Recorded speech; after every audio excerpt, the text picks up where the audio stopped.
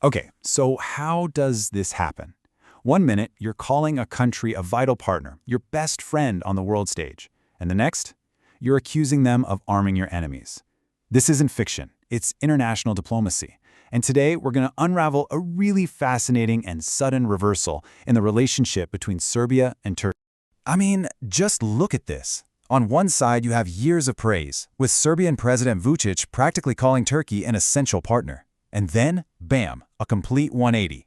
Now he's accusing Turkey of being a direct threat to Serbia's national security. How does a relationship turn on a dime like this? Let's get into it.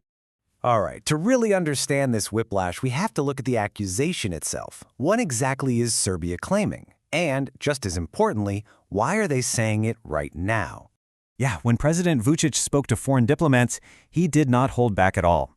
Accusing a country of supplying heavy weapons to undermine your sovereignty, that's not just a small complaint. It's a huge, public, and very confrontational move. It's designed to make the whole world sit up and pay attention.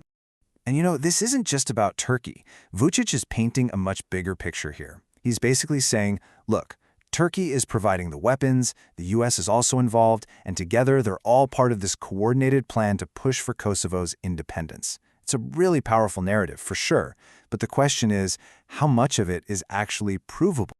And here's where things get a little murky. While Kosovo has acknowledged buying military drones from Turkey, these very specific claims about heavy weapons, well, they just haven't been independently verified by public sources. This gap between the fiery rhetoric and the hard facts is absolutely key to understanding what's really going on here. To really appreciate just how shocking this accusation is, we need to rewind a bit. Let's take a look at just how friendly Serbia and Turkey were before this whole storm kicked off. So, even with this fundamental disagreement over Kosovo simmering since 2008, these two leaders somehow built a surprisingly strong relationship. We're talking warm welcomes in Belgrade, personal praise for Erdoğan. There were even times when Vučić backed down from public criticism, all just to keep the peace. This wasn't some fragile alliance. It was a partnership they actively worked to maintain. And that's the thing. It wasn't just cold, calculated politics.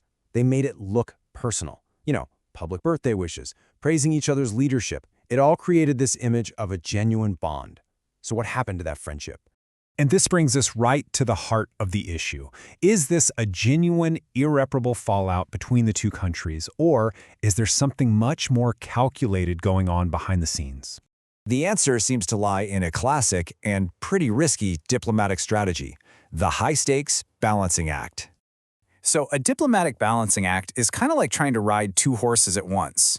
You use tough, confrontational talk to please one crowd, while at the same time, you're doing quiet, behind-the-scenes diplomacy to keep another group on your side. It's a total high-wire act, right? It's all about trying to get the best of both worlds without fully committing to either one.